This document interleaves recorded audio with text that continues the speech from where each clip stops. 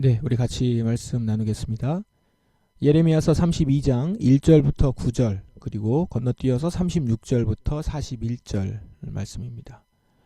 오늘 예레미야의 말씀입니다. 본문이 기록된 시기는 그 배경은 유다 왕 시드기야 10년, 바벨론 왕 느부갓네살 18년, 그리고 예루살렘이 바벨론 군대에게 포위된 때 이렇게 나오죠. 그러니까 이스라엘로서는 거의 마지막 위기에 모여있는 그런 시기입니다. 예레미야가 지금 시위대 뜰에 갇혀 있게 됐는데 그 이유는, 수감된 이유는 그가 예루살렘 함락과 시드기야가 포로된다라는 것들을 예언했기 때문입니다.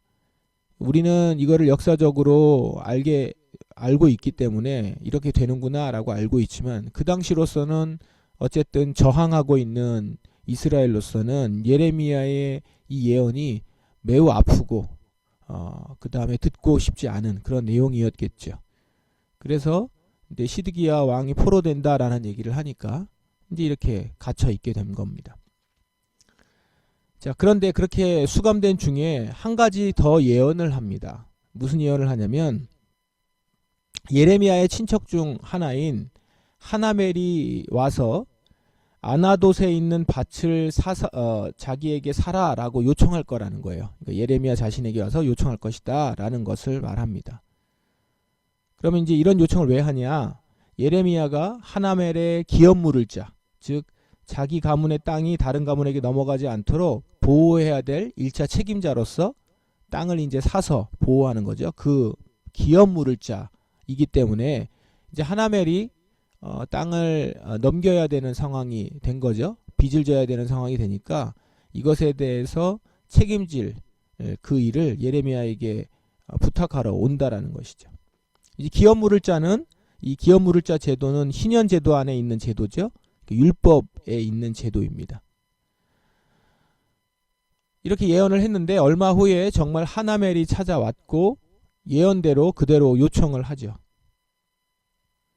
이것에 대해서 예레미야는 이것이 여호와의 말씀임을 깨닫고, 자신도 확인한 거죠. 자기가 예언을 하면서도 확인한 겁니다. 그걸 깨닫고 실제로 은을 지불하고 증서를 만들고 봉인하고 증인들 앞에서 매매를 진행합니다. 그리고 본문을 건너뛰어서 36절부터 보게 되는데, 이 36절부터는 그 앞서 어떤 내용의 연장이냐면 예레미야가 기도하는 내용입니다. 그 기도하는 내용에서 하나님이 예레미야에게 응답처럼 하시는 말씀을 거기에 적어놓은 부분입니다. 이 36절은 이스라엘이 곧 비참한 현실을 지금 맞이하게 될 것이다 라는 걸 보여줍니다. 사람들이 이 성은 바벨로니아 왕의 손에 넘겨지고 전쟁과 굶주림과 무서운 병이 닥칠 것이다. 이제 이렇게 이 성에 대해서 말한 대로 일어나는 것이죠. 그래서 이스라엘이 곧 비참한 현실을 맞이하게 될 것이다 라는 겁니다. 그러나 그 이후에 하나님은 말씀하시기를 흩어버린 그들을 다시 모으시고 쫓아냈던 모든 땅에서 돌아오게 해서 이 땅에서 안전하게 살게 하시겠다라고 말씀하셨습니다. 38절에 특별히 그들은 내 백성이 되고 나는 그들의 하나님이 될 것이다, 이런 말씀이 있죠. 이 말씀은요, 하나님께서 시내산에서 출애굽한 이스라엘을 만나셔서는 처음으로 공식적으로 언약을 맺으시면서 하셨던 말씀이에요. 내 백성이 되고 나는 그들의 하나님이 될 것이다. 이 말씀은 매우 중요하면서도 이스라엘에게는 굉장히 상징적인 말씀이죠. 그런데 지금 그 말씀을 회복하시면서 다시 하신다는 거예요. 그 말은 뭡니까?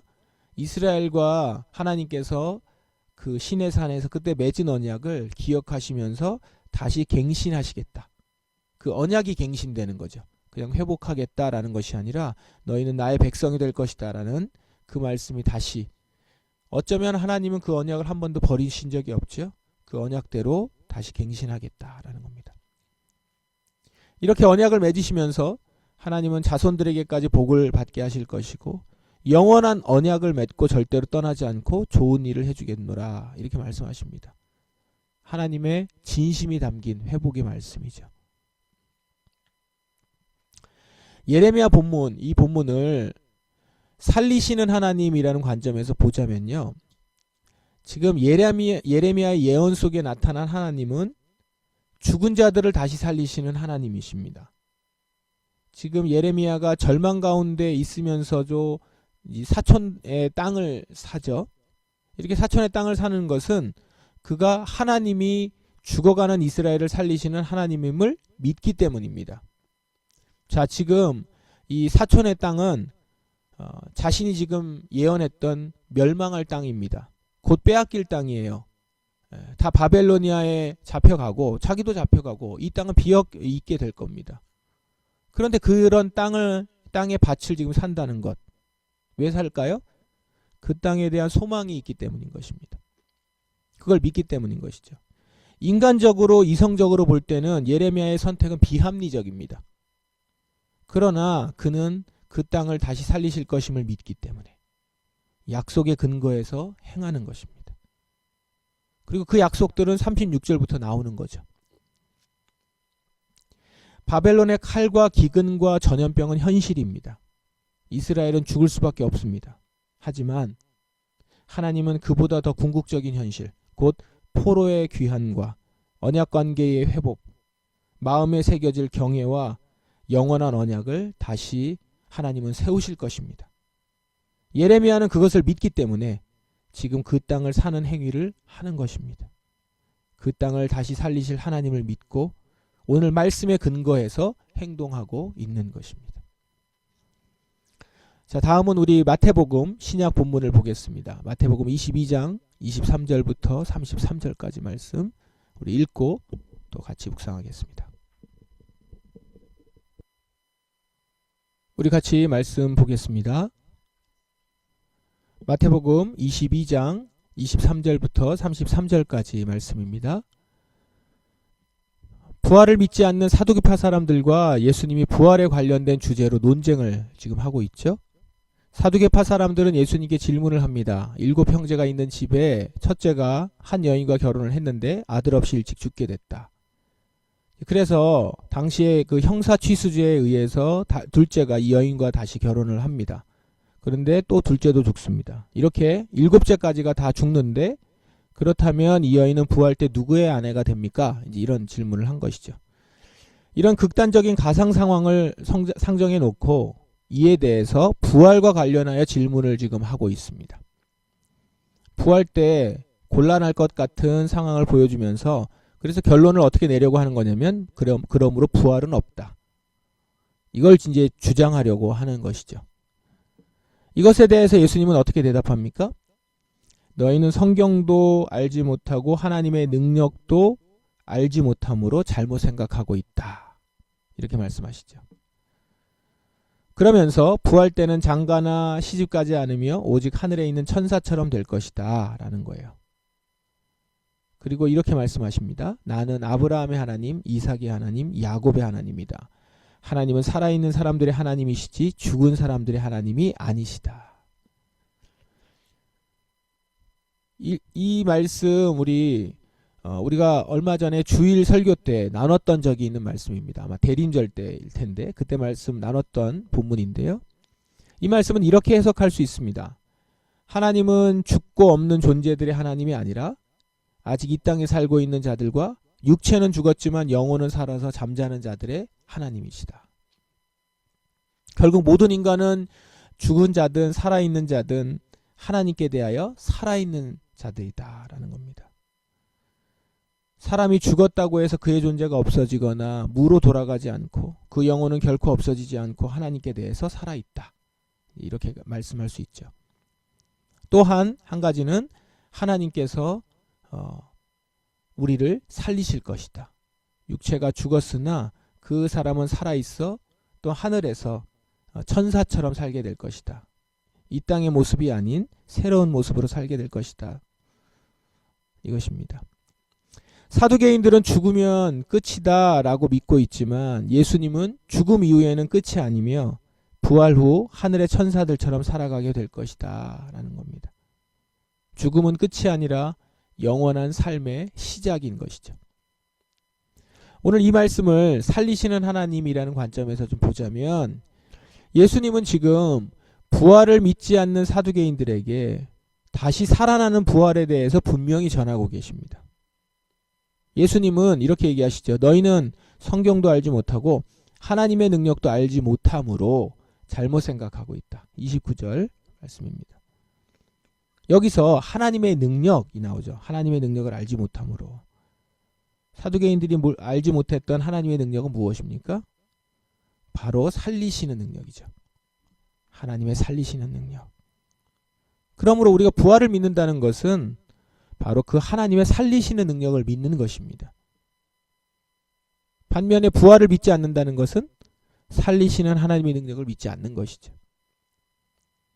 사두개인들은 부활을 믿지 않았기 때문에 오직 이 세상에 눈에 보이는 가치만을 좇으며 살아갑니다. 그들은 하나님을 믿는다고는 하나 다시 사는 부활을 믿지 않죠. 다시 살리시는 하나님의 능력을 믿지 않아요. 그 결과 오직 현세의 삶에만 관심을 갖습니다.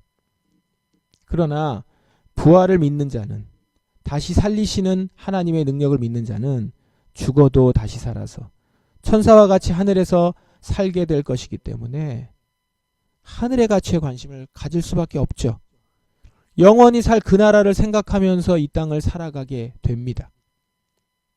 죽음 이후에 다시 살아서 영원한 삶이 시작됐을 때 그 나라에도 남아서 높이 평가될 일들에 관심을 갖고 이 땅에서부터 그런 가치를 붙들고 살아간다는 것입니다. 그걸 염두에 둔다는 것이죠. 그러므로 내가 부활을 믿느냐 안 믿느냐는 그냥 그때 나중에 죽었을 때 다시 살아나느냐 안 살아나느냐만을 결정하는 것이 아니라 지금 이 생의 삶, 여기에서의 나의 삶의 그 모습을 결정한다라는 것이죠. 두 본문을 한번 종합해서 보십시다. 먼저 예레미야 말씀을 다시 한번 생각해 보시면 예레미야는 이스라엘이 바벨론의 칼과 기근과 전염병 가운데 죽을 수밖에 없음을 예언하면서도 그는 사촌의 땅을 삽니다. 왜냐하면 그는 이 땅과 이 땅의 백성을 하나님께서 다시 살리실 것을 믿었기 때문이죠. 인간적인 눈으로는 망해가는 아무 쓸모없는 땅이기 때문에 그 땅을 사는 것은 쓸데없는 행위지만 믿음의 눈으로 보면 그 땅은 다시 회복되고 사는 땅이기 때문에 그 땅을 사는 것은 참된 가치 있는 행위인 것입니다. 예수님은 부활을 믿지 못하는 사두개인들에게 부활은 살리시는 하나님의 능력으로 일어날 것임을 전합니다. 하나님은 살아있는 사람들의 하나님이시며 육체의 죽음은 곧 영혼으로 들어가는 삶의 시작임을 증거하는 것이죠.